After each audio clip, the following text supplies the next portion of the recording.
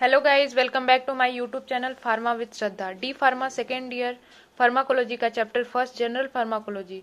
आज का टॉपिक है ड्रग एब्जॉर्प्शन। ड्रग एब्जॉर्प्शन का डिफिनीशन देखेंगे पहले हम। Types, factor affecting absorption of drug. Definition देख लेते हैं। It is the defined as the movement of drug molecule from its site of the administration to the systemic circulation in unchanged form। ये कह सकते हैं यूनिफॉर्मली। इसको हम define कैसे कर सकते हैं कि ड्रग का मूवमेंट हमारी बॉडी में कैसे हो रहा है, जहाँ से हम ड्रग को एडमिनिस्ट्रेट कर रहे हैं और हमारे ब्लड तक, ये अनचेंज फॉर्म में हो रहा है। वहीं इसको डिफाइन करता है कि जो जहाँ से हम ड्रग एडमिनिस्ट्रेट कर रहे हैं अपनी बॉडी में और ब्लड तक जाने तक अनचेंज फॉर्म हो रहा है, उसका यूनिफॉर्मली हर जगह एक जैसा एब्जॉर्प्शन हो रहा है।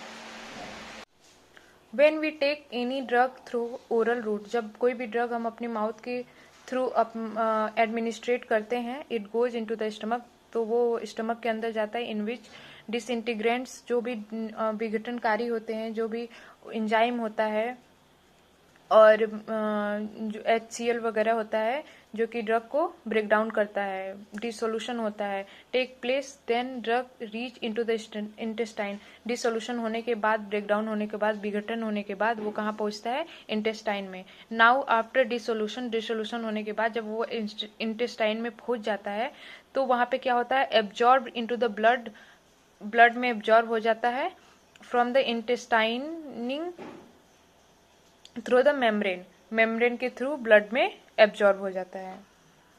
अब यहाँ हम पिक्चर के द्वारा समझ लेते हैं कि कैसे टैबलेट का या ड्रग का, किसी भी ड्रग का हमारी बॉडी में एब्जॉर्प्शन होता है।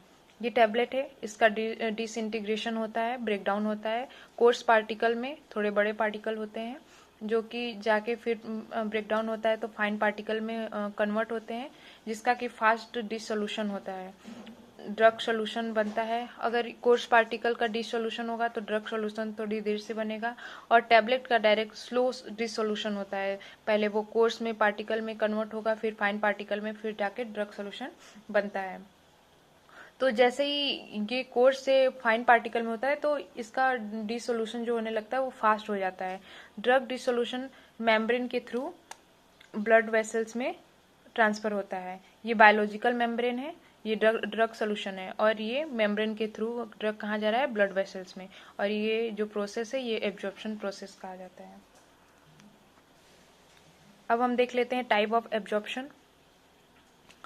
टाइप एब्जॉर्प्शन में पहला टाइप है पैसिव डिफ्यूजन और सिंपल डिफ्यूजन। सेकेंड, फिल्टरेशन और pore transport. Endocytosis, facilitate diffusion, active transport.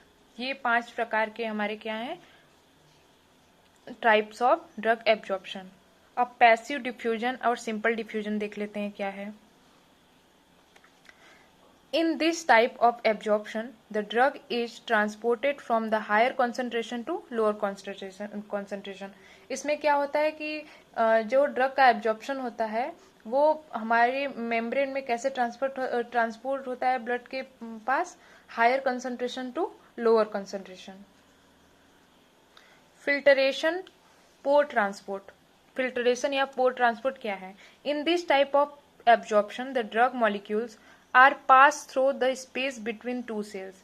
इस टाइप के एब्जॉर्प्शन का, ड्रग का एब्जॉर्प्शन कैसे होता है? जो ड्रग के मॉलिक्यूल होते हैं वो 2 सेल्स के पोर के स्पेस से पास हो जाते हैं। जो भी 2 सेल के बीच में स्पेस होता है वहां से पास हो जाते हैं मॉलिक्यूल्स ड्रग के।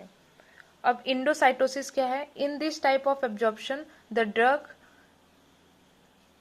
the cells of the membrane engulf the drug molecules and take inside the cell।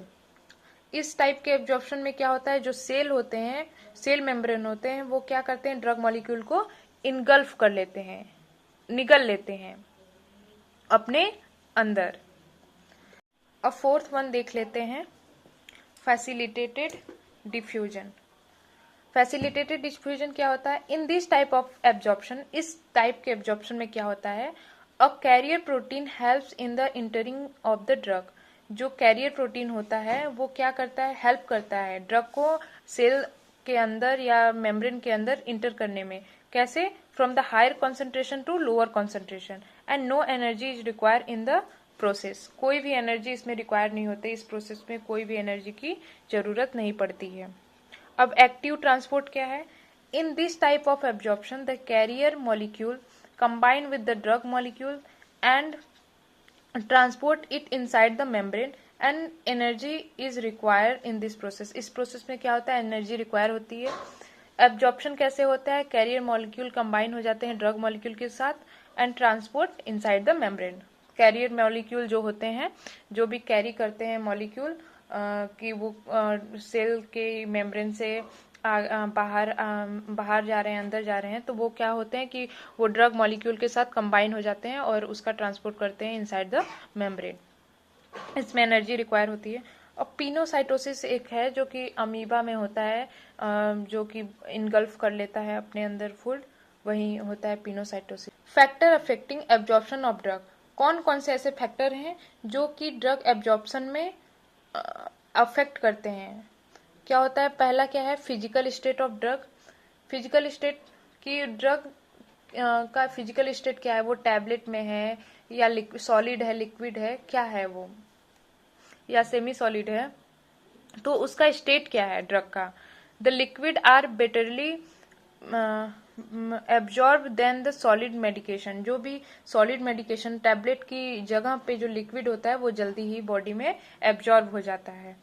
Surface area of absorbing site, जो सरफेस एरिया होता है एब्जॉर्बिंग साइट का, वो भी बहुत अफेक्ट करता है कि larger absorbing surface area provide the greater absorption. ज्यादा एब्जॉर्बिंग सरफेस रहेगा, एरिया सरफेस एरिया जितना ज्यादा होगा और उतना ज्यादा ड्रग का एब्जॉर्प्शन होगा। Physical and mental state of patient. Abnormal disturb physiology condition affect the absorption. अगर किसी को भी कोई एबनॉर्मल है या वो डिस्टर्ब है फिजियोलॉजिकली और कोई कंडीशन उसकी खराब है, वो सब कंडीशन क्या करते हैं कि एब्जॉर्प्शन को, ड्रग ऑफ एब्जॉर्प्शन को अफेक्ट करते हैं। जैसे कि अगर उनको इन्फेक्शन हुआ है, फीवर है, इमोशनल अपसेट्स हैं, तो एब्जॉर्प्शन में प्रॉब्लम आती है, ड्रग के एब्जॉर्प्शन में प्रॉब्लम आती है।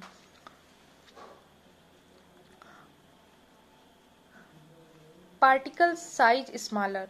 Particle size of the drug absorb easily. जितना स्मॉलर पार्टिकल साइज होगा ड्रग का, उतनी जल्दी ही ड्रग एब्जॉर्ब हो जाएगी। इसीलिए पार्टिकल साइज भी अफेक्ट करता है एब्जॉर्प्शन ऑफ ड्रग को। PH of drug acidic.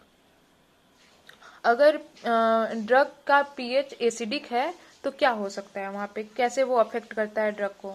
Absorption of drug को कैसे इफेक्ट करता है? Drug are rapidly absorb in the stomach.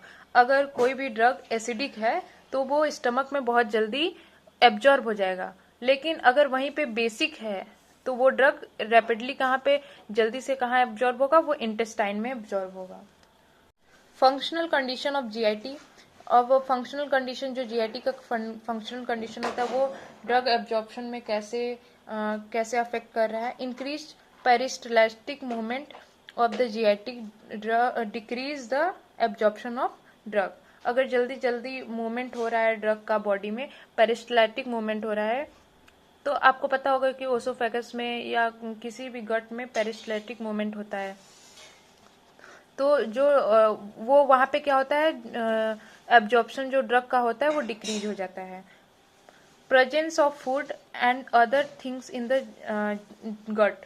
अगर फूड है हमारे स्टमक में, हमारे गट में, जीआईटी गैस्ट्रोइंटेस्टाइनल ट्रैक में अगर फूड है या कोई और चीज है या कोई और दवाइयां हैं, तो वो कैसे अफेक्ट करती हैं? The presence of food in the GIT.